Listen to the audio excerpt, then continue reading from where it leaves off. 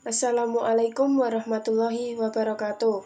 Kami dari kelompok 18 Proyek Pendidikan Agama Islam yang beranggotakan 1.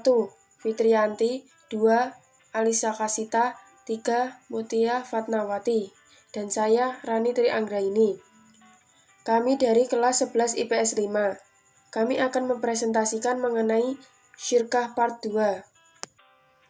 Pengertian syirkah menurut bahasa berasal dari kata al-ikhtilat yang berarti campuran atau percampuran. Sedangkan menurut istilah didefinisikan oleh para ulama, yaitu menurut Said Sabiq, syirkah adalah akad antara dua orang berserikat pada pokok harta atau modal dan keuntungan. Menurut Muhammad Al-Syarbini Al-Khatib, syirkah adalah ketetapan hak pada sesuatu untuk dua orang atau lebih dengan cara yang masyhur atau diketahui. Sedangkan menurut Imam Taqiyuddin Abi Bakar Ibnu Muhammad Al-Husaini, syirkah adalah ibarat penetapan suatu hak pada sesuatu yang satu untuk dua orang atau lebih dengan cara yang diketahui. Macam-macam syirkah. Mudharobah. Pengertian mudharobah. Mudharobah berasal dari kata al-darb yang artinya secara harfiah adalah kepergian atau berjalan.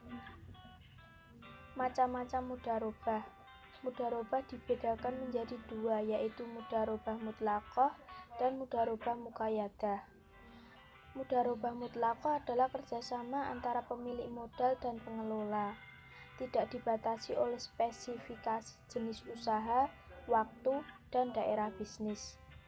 Sedangkan mudharobah muqayyadah adalah usaha yang akan dijalankan dengan dibatasi oleh jenis usaha, waktu, dan daerah bisnis.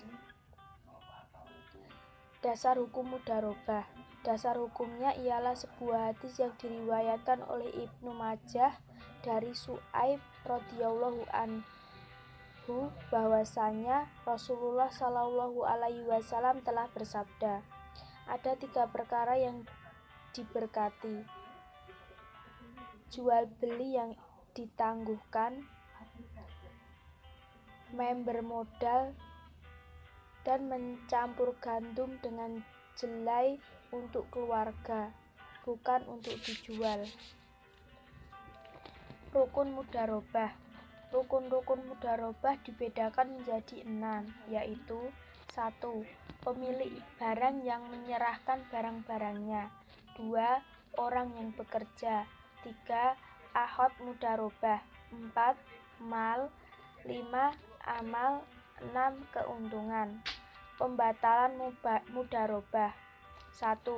Tidak terpenuhi salah satu atau beberapa syarat mudharobah. 2. Pengelolaan dengan sengaja meninggalkan tugasnya. 3.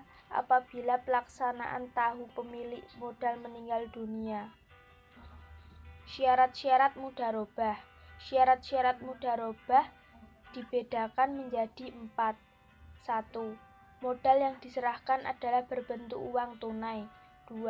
Bagi orang yang melakukan akad disyaratkan mampu melakukan tasyaruf. 3. Modal harus diketahui dengan jelas. 4. Keuntungan akan menjadi milik pengelola dan pemilik modal. Biaya pengelolaan mudharobah. Biaya mudharobah dari harta sendiri selama ia tinggal di lingkungan atau daerahnya sendiri. Bila ia melakukan perjalanan untuk kepentingan mudharobah. 2. Musyaqqah. A. Pengertian musyaqqah. Menurut bahasa, musyaqqah diambil dari kata al-saqqa, yaitu seorang bekerja pada pohon tamar, anggur, mengurusnya atau pohon-pohon lainnya, supaya mendapatkan imbalan dari hasil yang diurusnya. Menurut istilah, musyaqqah didefinisikan oleh para ulama sebagai berikut. 1. Menurut Abdurrahman Al-Jaziri, akad untuk memelihara kurma, tanaman dan yang lainnya dengan syarat-syarat tertentu. 2. Menurut Malikiyah, sesuatu yang tumbuh di tanah. B. Dasar hukum musyaqqah.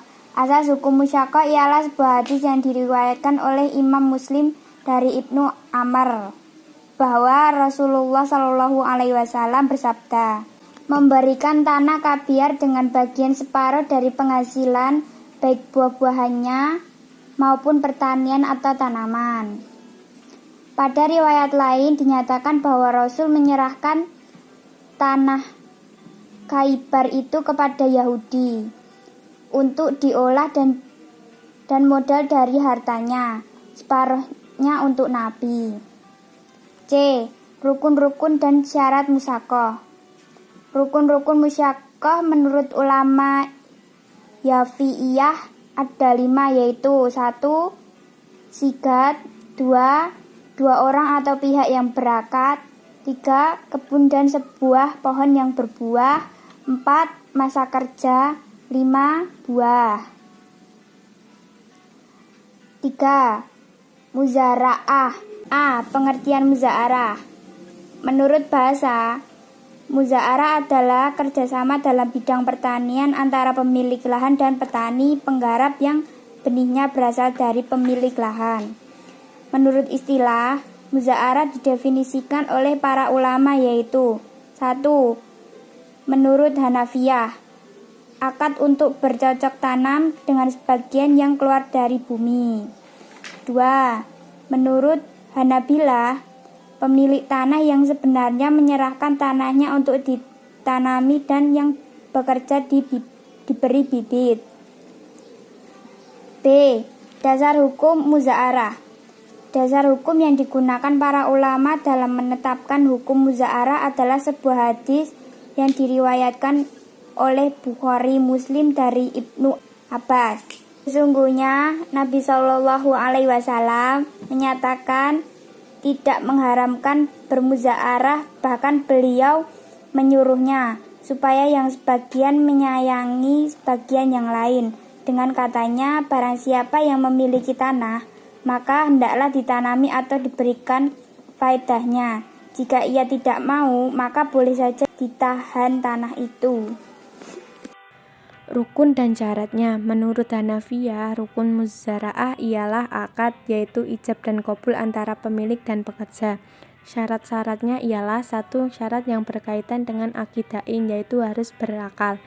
2. Syarat yang berkaitan dengan tanaman. 3. Hal yang berkaitan dengan perolehan hasil tanaman. 4. Hal yang berhubungan dengan tanah yang akan ditanami.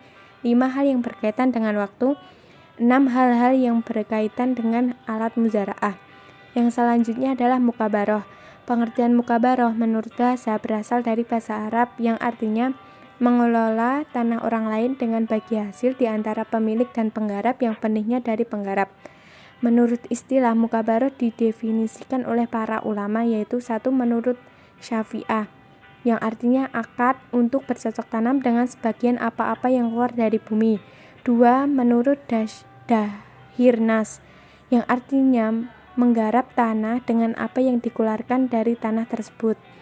Dasar hukum mukabaroh salah satunya berasal dari al-hadis yang artinya barang siapa yang mempunyai tanah, hendaklah ia menanaminya atau hendaklah ia menyuruh saudaranya untuk menemaninya.